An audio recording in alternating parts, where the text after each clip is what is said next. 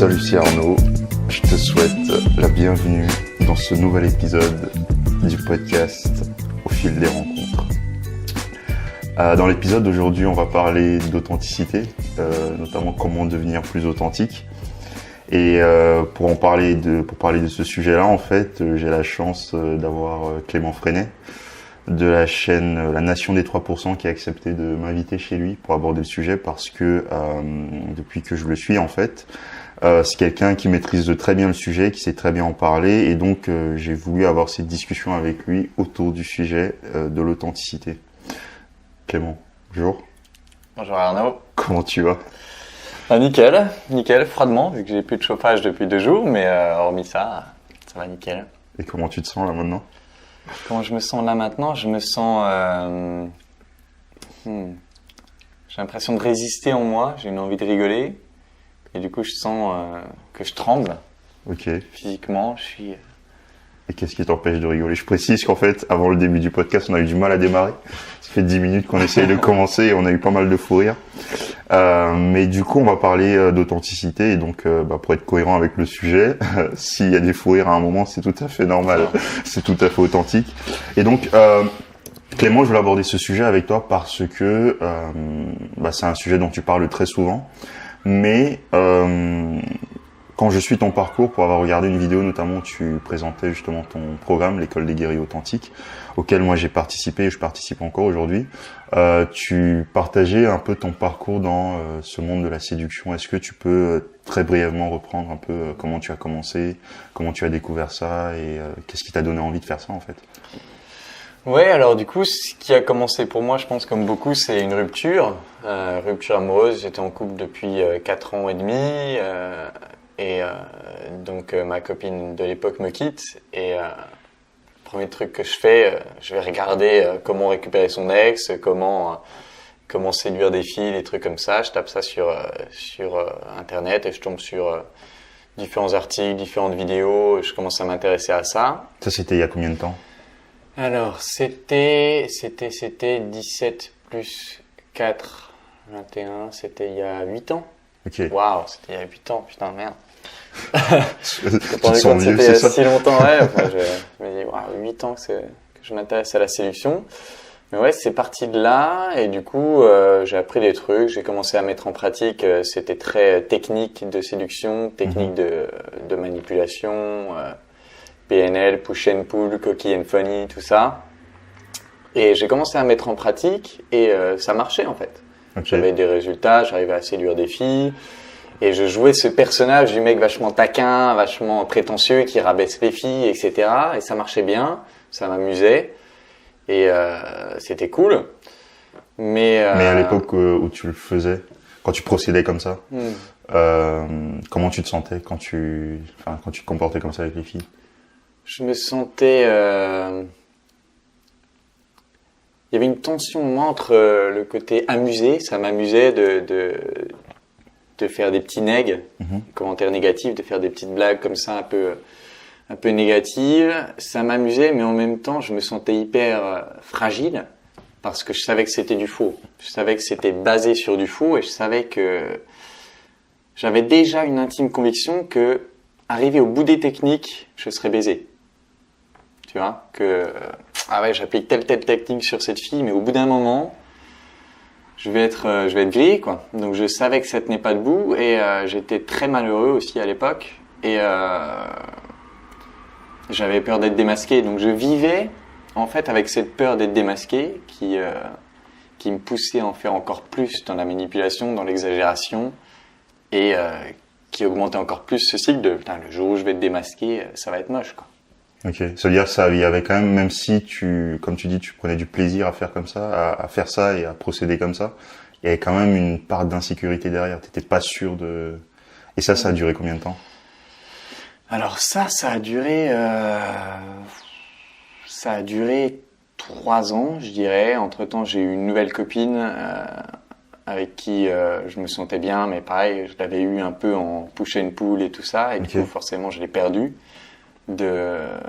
Parce qu'un jour j'ai été plus longtemps avec elle, j'ai passé 2 semaines chez elle H24 et du coup tu peux pas tenir un masque pendant 2 semaines H24 Et du coup, quand elle a vu de l'autre côté du masque, elle m'a quitté. Et ça a été une bonne grosse gifle. Et ouais, j'avais déjà, pendant tout ce temps-là, j'avais la conscience que j'étais fragile. Mais je pensais que je pouvais tenir suffisamment longtemps dans la manipulation en attendant de combler les vides, tu vois. Je me suis dit, ouais, bon, là, je manipule un peu, mais dans 6 mois, je serai plus fort et du coup, ça passera. Et c'est pas passé. Et du coup, j'ai perdu cette fille-là. Et du coup, j'ai relancé un nouveau cycle de sortir beaucoup. Je sortais 5-6 soirs par semaine. J'abordais beaucoup, que ce soit en soirée ou dans la rue. Et déjà là, j'avais fait un vrai shift vers l'authenticité parce que j'avais vu que en étant faux, t'arrives à des résultats, t'arrives à coucher avec des filles, mais en couple, tu tiens pas. Et moi, j'avais jamais l'envie d'être le mec qui couche avec le plus de filles. Voilà, je voulais juste une copine que je trouve stylée, quoi, depuis le début. J'ai jamais eu la... Moi, j'ai jamais été dans une démarche. Mon but, c'est de coucher avec plein de filles. Ok. Mais du coup, par rapport à ça, je suis un peu perturbé parce que le téléphone sonne, mais c'est pas grave. Comment t'as eu, qu'est-ce qui t'a fait te dire, même si c'était cette histoire-là, comment tu as procédé justement pour être plus authentique en fait? Qu'est-ce que tu t'es dit, qu'est-ce que t'as décidé de mettre en place concrètement? Alors le premier truc qui était une vraie décision claire, c'était plus d'alcool. Plus d'alcool parce que l'alcool me permettait de faire des folies en soirée que j'aurais pas faites forcément. Et du coup, plus d'alcool. Je me suis dit, voilà, je veux construire ma confiance sur moi et pas sur le ouais, mais j'étais bourré. Ok. Ça a été un premier move important pour moi. Et puis le deuxième move important pour moi, ça a été de consciemment arrêter les techniques. C'est-à-dire arrêter le push and pull, arrêter les negs. De commencer consciemment, au lieu de faire ce petit commentaire négatif qui va rabaisser la fille pour qu'après elle te court après, de remplacer ça par un compliment et par l'expression de mon appréciation pour elle. Ça, j'avais déjà conscience de tout ça avant que je découvre la connexion authentique. J'essayais délibérément d'être le nice guy, d'être le mec sympa, quoi. Le mec sympa, mais en même temps sexualisé, avec qui tu as envie de te mettre en couple. Donc là, il y a eu un vrai shift qui m'a apporté... je vais dire une baisse de résultats dans un premier temps, mais après avoir passé cette zone de turbulence qui a augmenté en fait mes résultats par rapport à l'époque où je faisais du push and pull, parce que je pense que je me sentais juste beaucoup mieux. Et au début, du coup, comment ça se passait quand tu avais décidé comme ça d'être un peu plus naturel dans les rencontres que tu faisais avec les filles et tout? Comment ça se passait justement au début où tu disais que tu avais une baisse de résultats entre guillemets? Ouais, dans le mental, dans la tête. Au début, c'était dur parce que je me sentais un peu nul, quoi. Je me sentais pas très intéressant, je me sentais pas confiant, pas séduisant, pas beau, certainement pas beau, maigre.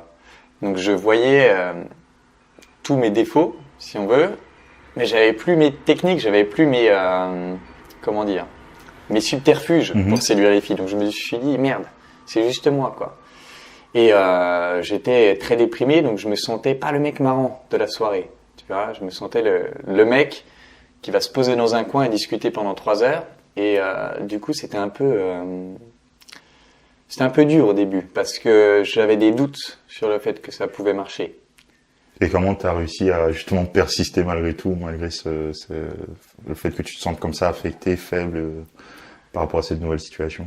Ce qui m'a permis de persister, c'est que j'avais pas d'autre choix en fait. Parce que je savais, pour avoir fait le parcours, je savais ce qui se passait quand j'étais dans la manipulation. Je savais que j'avais des résultats, mais je savais que je perdrais nécessairement les meufs. Donc j'avais juste pas le choix en fait. C'est pas, j'ai pas fait preuve de courage, je ne sais quoi. J'avais pas le choix. C'était soit je développais une approche plus authentique, soit j'étais condamné à me faire quitter par les meufs au bout d'1 an, 2 ans. Donc du coup, j'ai juste persisté parce que j'avais pas le choix. Il y a des soirées, il y a des périodes où je sortais 6 soirs par semaine hyper motivé. Il y a des périodes où ça me saoulait et où je devais me pousser pour sortir 1 soir par semaine et je rentrais chez moi à 4 heures du mat tout deg, tout seul. Ouais. Donc ça a pas été évident, mais il y avait des petits succès par-ci par-là aussi qui m'aidaient, faut le dire, qui me gardaient en mouvement. Et puis j'avais quelques potes avec qui je sortais Et ça, je pense avoir des gens qui sont dans une démarche similaire, ça m'a aidé à juste continuer, quoi. Juste continuer jusqu'à ce qu'il y ait ce shift où d'un coup j'ai commencé à avoir beaucoup plus de résultats en étant plus proche du vrai moi et où j'ai pu construire dessus, quoi. Et ça t'avait pris combien de temps justement quand tu commençais à être un peu plus naturel et que tu sentais que tu commençais à être un peu plus à l'aise avec toi-même, de t'accepter, de mieux te présenter, enfin de te présenter tel que tu étais aux filles? Ça a pris combien de temps ça? Alors il y a eu 2 phases. La première phase, celle dont je parlais là, ça a pris 6 mois. Je pense à peu près 6 mois. Et puis après, je me suis un peu reposé sur mes lauriers. Et pendant 1 an, j'ai pas évolué. Je maintenais ça. J'avais des sex friends. J'étais confortable. Et puis il y a eu l'événement avec ma copine actuelle où je faisais le mec un peu distant parce qu'elle était plus jeune que moi, que j'étais pas sûr et que c'était une bombe, quoi. Du coup, j'avais le vieux mécanisme de la nana a une bombe.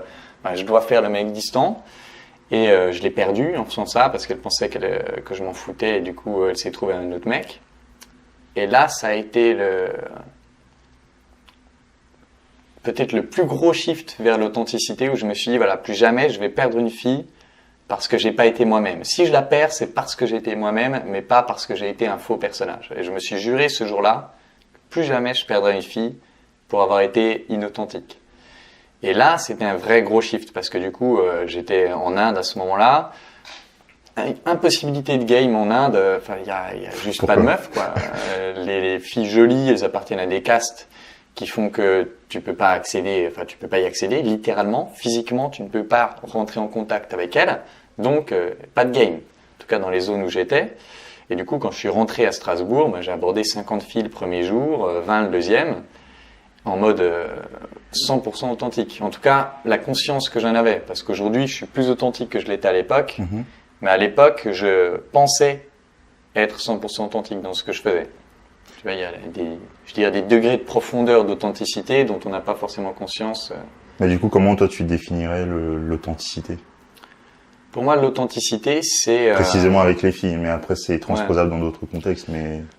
C'est juste l'expression non filtrée de soi. Ok. L'expression non filtrée de soi. Et tu peux t'exprimer par les mots, tu peux t'exprimer par un comportement physique, tu peux t'exprimer par le silence. Être capable d'être dans le silence et de laisser la personne parler, c'est aussi une expression authentique de chez quelqu'un qui est capable d'écouter, quoi. Bah justement, ça tombe bien que tu parles du silence parce que c'est vrai que c'est un problème pour pas mal de mecs. Notamment moi, je sais qu'il y avait des situations où c'était parfois très difficile pour moi avec des filles de maintenir un silence, quoi. Alors que bizarrement, c'est dans le silence que la tension sexuelle se crée. Et du coup, quand j'observe les comportements que moi j'avais, ou même certains mecs qui me parlaient de leurs expériences, la façon de gérer le silence, le réflexe qui revenait souvent, c'était de toujours parler ou de dire une petite blague, un petit truc qui va détendre l'atmosphère et tout. Et qu'est-ce que toi tu penses de ça, de cette attitude-là, face au silence justement?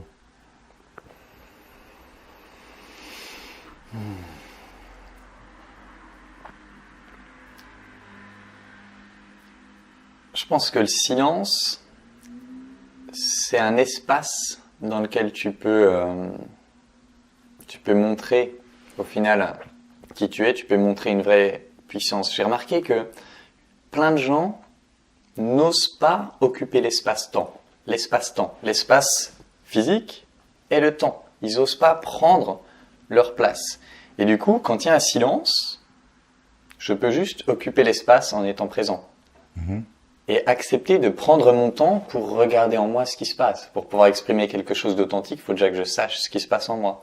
Et du coup, j'ai besoin de prendre mon temps pour regarder ce qui se passe en moi et ensuite pouvoir l'exprimer. Mais ça implique d'occuper l'espace-temps sans parler pour regarder ce qui se passe en moi avant de l'exprimer. Et ça, c'est terrifiant. Et tu penses que ce côté terrifiant face au fait d'occuper l'espace-temps, c'est dû à quoi? Vu que tu fais du coaching, tu as eu pas mal de clients et tout. Est-ce que tu as des explications par rapport à ça, selon ton point de vue, bien entendu? Je pense que le premier truc, c'est... je pense qu'il y a 2 choses. La première, c'est peur d'être vu. Parce que si je parle, je peux un peu contrôler l'attention, diluer l'attention et l'apostrophe. Et du coup, la personne ne peut pas prendre le temps de vraiment me percevoir. Alors que si je ralentis, que je m'arrête et que je regarde la personne et que je réfléchis à ce qui se passe en moi, pendant ce temps, qu'est-ce qu'elle fait? Elle va se poser des questions sur moi, elle va essayer de lire à travers moi, quelque part. Et en plus, on sait très bien que le corps trahit la pensée. Du coup, si je dis rien, qu'est-ce qu'elle va faire? Elle va regarder mon corps. Elle va regarder comment mon corps s'exprime. Et même si elle n'en a pas conscience, son cerveau droit observe mon corps et en tire des déductions. Du coup, si je m'arrête et que je dis plus rien, je suis jugé. Je suis jugé. Et du coup, si moi, j'ai pas confiance en moi, nécessairement, je me dis tout le temps qu'elle passe à me juger, joue contre moi. Tu vois, et du coup, chaque moment de blanc joue contre moi. C'est ça qui se passe dans la tête de quelqu'un qui a pas confiance en lui. Et qui, du coup, n'est pas aussi à l'aise avec le silence et... Parce que du coup, il faut absolument combler le silence. Il faut pas qu'il y ait une perte de rythme. Pourquoi? Parce que deuxième élément, s'il y a une perte de rythme, elle va me juger, la tension va retomber et elle va partir. Donc il y a aussi la peur de perdre la fille. Il y a une notion de contrôle derrière refuser le silence. Je veux tout contrôler, du coup, faut que ça aille vite, faut que... Tu vois? Comme un magicien. Un magicien, il ne s'arrête jamais de parler. Tu vois jamais un magicien regarder quelqu'un dans les yeux et rien faire. Un magicien, tac, il enchaîne les tricks. Tac, il enchaîne les trucs. Pourquoi? Parce qu'il doit contrôler l'attention des personnes qui regardent. Et je pense que quand on est solide, on n'a pas besoin de se préoccuper de contrôler l'attention. Si on veut être authentique, on ne peut pas se préoccuper de tout contrôler. Si on veut être authentique, on est obligé de retourner vers soi à un moment donné dans la conversation pour regarder ce qui se passe en nous avant de l'exprimer. Et dans ce temps-là, moi je suis focus sur moi-même. Je me dis, tiens, qu'est-ce qui se passe en moi? Du coup, ce qui se passe en elle, je ne peux plus le contrôler. Et limite, c'est son problème. Mais moi, j'ai suffisamment confiance dans le fait que je prenne mon temps, ça va jouer en ma faveur. Parce que la nana, elle va se dire quoi? Elle va se dire, putain, c'est un mec qui a pas peur de prendre son temps. C'est un mec qui s'assume, qui se cache pas. Mais du coup, quel conseil tu pourrais donner pour travailler cette solidité, en fait, dans ce genre de situation un peu tendue, entre guillemets, où on a justement peur de se montrer, on a peur d'être vu entièrement comme on est par la fille. Quel conseil tu pourrais donner pour être plus à l'aise avec le silence, plus solide dans ce genre de situation et s'accepter? Je pense que le meilleur conseil que je pourrais donner vient de Mike Rostowski, qui dit « Dis la vérité jusqu'à ce que ça ne fasse plus mal ». C'est-à-dire que je pense que de manière très pratique que les gens peuvent utiliser aujourd'hui, je dirais diviser vos nombres d'approches par 2. Sur 10 approches, faites-en 5 comme vous avez l'habitude de le faire, et faites-en 5 en essayant d'être 100% authentique sur ce qui se passe en vous. En exprimant tout simplement votre ressenti. Et c'est un peu compliqué à expliquer comment on fait en connexion authentique, mais en tout cas, juste exprimer tout ce qui vous passe par la tête. Partez du principe que ces 5-là, vous allez les perdre, les nanas. Mais pourquoi est-ce que vous le faites? Vous le faites pour vous entraîner à voir ce qui se passe quand vous vous exprimez de façon non filtrée. Donc vraiment se dire, bon, voilà, celles-là, elles sont perdues, j'y vais vraiment pour moi. C'est un cadeau que je me fais à moi de m'exprimer pleinement en utilisant l'espace que m'offrent les filles pour explorer. Et puis, je continue de faire mes 5 approches comme j'avais l'habitude de le faire pour continuer les résultats que j'avais l'habitude d'avoir, quels qu'ils soient. Donc, je pense que c'est ça, vraiment s'entraîner sur le terrain.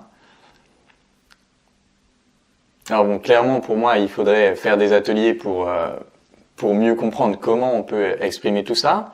Mais justement, moi j'ai eu la chance parce que je me rappelle quand j'avais découvert ta chaîne, même si je t'avais déjà rencontré avant, quand j'avais découvert ta chaîne justement La Nation des 3%, pour être honnête, j'étais vraiment perdu en fait. Je me disais mais qu'est-ce qu'il raconte, tu vois, mais de quoi il parle?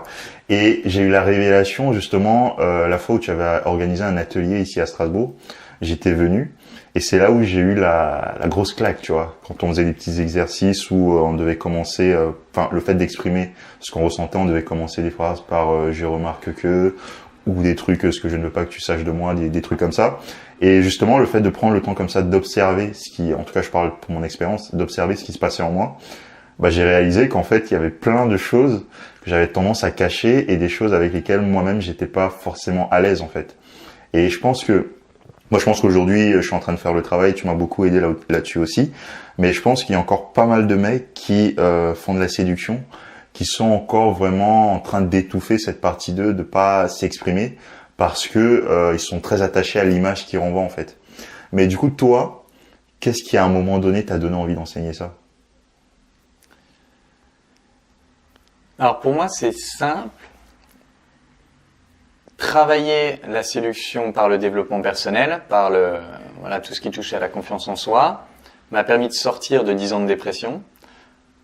Alors à la base, je voulais coacher sur la dépression. Je voulais aider les gens à être plus heureux, donc j'ai lancé différents projets là-dessus. Et puis j'ai mon coloc actuellement qui à l'époque m'avait dit tu peux pas faire un programme sur le bonheur, ça n'intéressera personne, c'est trop large. Il faut que tu prennes un positionnement plus précis. Et du coup, j'ai dit je vais enseigner la séduction. Et en fait, la séduction, ça va être mon excuse pour attirer les gens, pour dire venez apprendre à séduire une fois qu'ils sont là, pour leur apprendre à être plus heureux, à être plus confiants, etc. Donc c'était ça la démarche en fait, à la base, pour laquelle j'ai voulu faire de la séduction. Enfin, enseigner la séduction, c'était pour aider les gens à être plus heureux, avec la motivation, l'appât des femmes. Et puis maintenant que je suis dedans, en fait, depuis que j'ai découvert la connexion authentique, je vois à quel point ça fait une différence immense.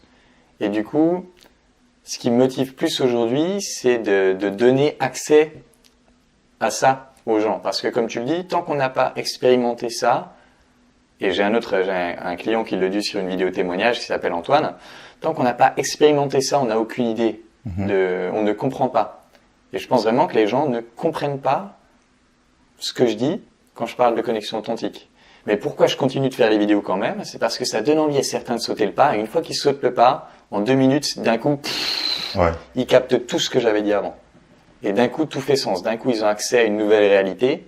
Et là, il y a vraiment, pour moi, c'est pas le même game. C'est pour ça, il y a un mec qui m'a écrit hier, combien coûte tes coachings? Parce que j'ai comparé avec ton concurrent Morning Kiss. Et j'ai répondu, mais c'est pas mon concurrent Morning Kiss. On n'est pas dans le même game. On fait pas le même truc du tout. C'est absolument pas le même milieu. J'ai rien à voir avec eux. Mais ça, on ne peut le comprendre qu'après avoir testé la connexion authentique. Et c'est ça, je dirais, ma difficulté aujourd'hui, c'est comment présenter la connexion authentique et faire que les gens testent sans faire du marketing dégueu que j'aime pas. Marketing hyper pushy, etc. que tu connais, quoi. Mais un peu plus tôt dans la discussion, tu disais que, tu avais déjà commencé à être un peu plus naturel dans tes approches lorsque tu rencontrais les filles, mais t'essayais d'être authentique. Mais quand est-ce que toi t'as découvert justement cette connexion authentique entre guillemets? Quand est-ce que tu l'as découvert et comment? Alors, quand est-ce que j'ai découvert la connexion authentique? Ça, je sais plus exactement. C'est mon coloc qui m'a passé un programme qui s'appelle Authentic Man Program de Decker Kunov, et dans lequel ils expliquaient tout ça. Il y avait aussi un programme qui allait avec, qui s'appelait Getting Her World, où on le voyait, il invitait une nana inconnue, et il se lançait dans une conversation avec elle, et ils analysaient tout ça. Et avec ça, il y avait un PDF avec des jeux de connexion authentique et tout ça. Et c'est via ça que j'ai découvert. Et tout de suite, quand j'ai découvert ça, je me suis dit, c'est cool, je fais un atelier dessus. Parce que je faisais déjà un peu des conférences et tout ça. Et donc, de suite, j'ai fait un atelier. Et en fait, j'apprenais en même temps que les gens, quoi. Et donc, quand est-ce que c'était j'ai un peu perdu la notion du temps depuis. C'était peut-être il y a 3 ans. Ok. Peut-être il y a 3 ans. Et du coup, ceux à qui tu as permis de découvrir ça, hormis moi, quels sont généralement les retours que tu as? Alors, les retours que j'ai, c'est ce qui revient souvent, c'est vraiment comme s'ils vivaient dans un nouveau monde. C'est-à-dire, c'est vraiment, j'ai accès à un monde différent. J'ai accès à un monde que je ne connaissais pas. C'est ça le retour, je pense, le plus fort. Et du coup, bien sûr que c'est un outil de séduction, mais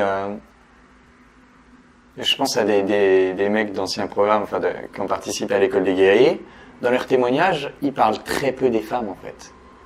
Ils ont eu des résultats avec les femmes, mais ils en parlent très peu. Pourquoi? Parce que ça devient beaucoup moins important à leurs yeux que ce qu'ils ont découvert, que ce que ça leur permet de vivre, que le développement personnel immense que ça représente.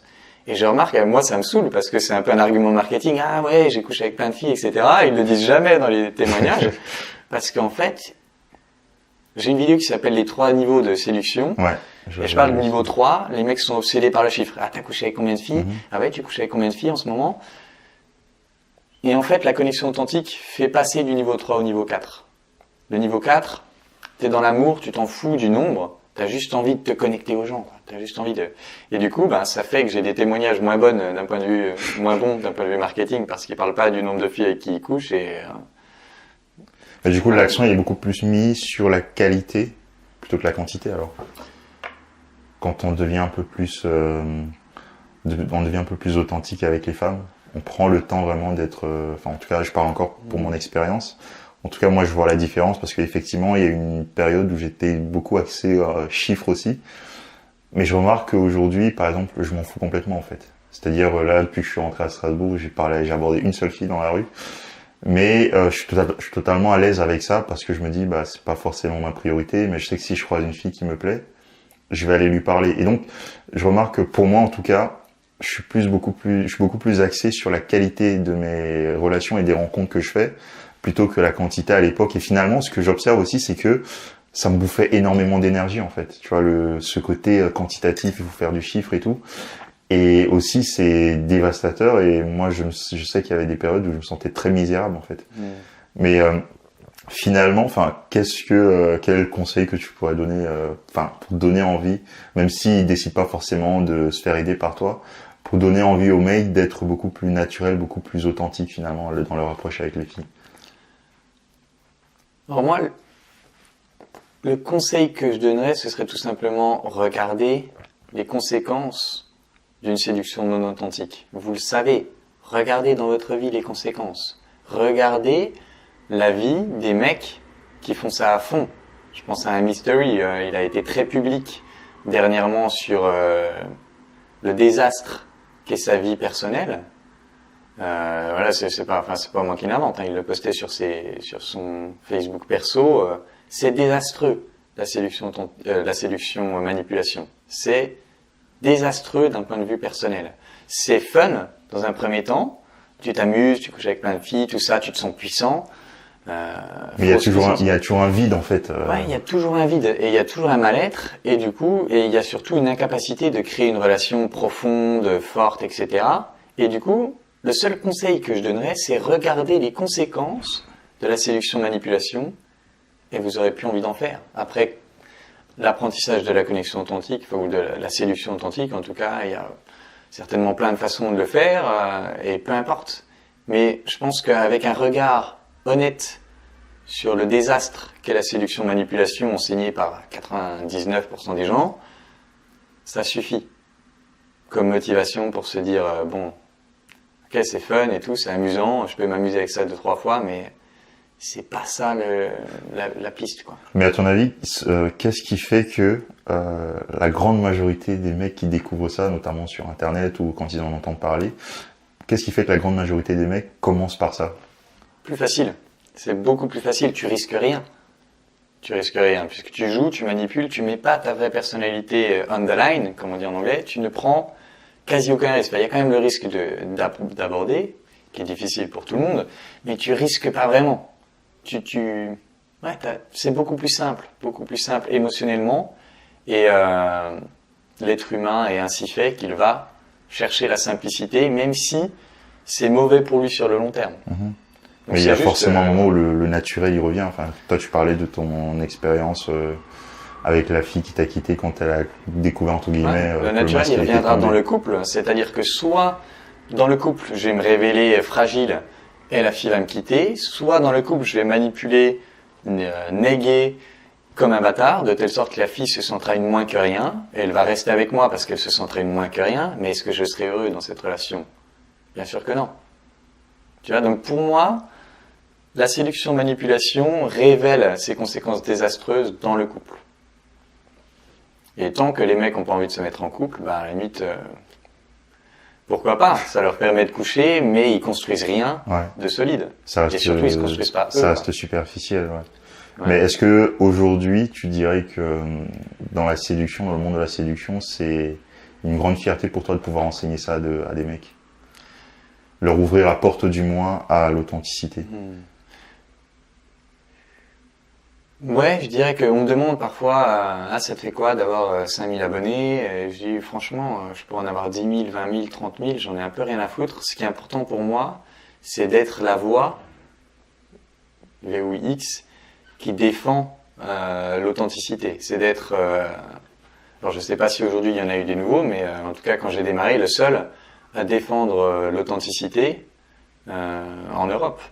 La vraie authenticité, parce que je sais qu'on parle souvent de James Marshall, qui est beaucoup plus authentique que la plupart, mais quand on regarde, j'ai vu 2-3 vidéos infield de lui, il a toujours le même opener à la con, et donc bon, je tire. Ouais, la fierté que je tire, c'est vraiment ça, pour répondre à ta question, c'est de défendre envers et contre tout l'authenticité, la vulnérabilité comme la voie pour moi de séduction la plus puissante, qui donne les meilleurs résultats, non seulement sur le court terme quand on maîtrise l'outil, mais en plus sur le long terme de par la construction de soi et la capacité de créer un couple solide. Moi, je fais juste un petit retour d'expérience par rapport à ça. Ce dont moi je suis content depuis que j'ai découvert cette façon de procéder, c'est déjà le fait d'être à l'aise avec moi-même, de plus être en train de cacher des trucs, de plus être en train de vouloir tout contrôler en moi, des choses avec lesquelles moi je suis pas forcément à l'aise. Et le fait le fait déjà que toi tu m'as aidé à pouvoir observer tout ça et de m'accepter de cette façon-là, je remarque que moi je me sens beaucoup plus à l'aise avec moi-même, et finalement, à la limite, lorsque je vais aborder une fille et que ça se passe mal, j'ai envie de dire c'est pas grave, parce que finalement ça veut peut-être dire qu'on n'était pas compatibles en fait. Il y a aussi ce côté, on a oublié d'en parler, mais ce côté, du coup ça polarise en fait. Le fait d'être naturel, le fait d'être soi-même, de s'exprimer sans filtre, ça polarise pas mal les filles autour de soi, et du coup forcément il y en aura qui seront repoussées, mais en contrepartie il y en aura forcément qui vont être attirés. Ça c'est mon retour d'expérience en tout cas. Et du coup ce serait quoi ton mot de la fin? Je pense que ça fait une demi-heure qu'on discute là. Mot de la fin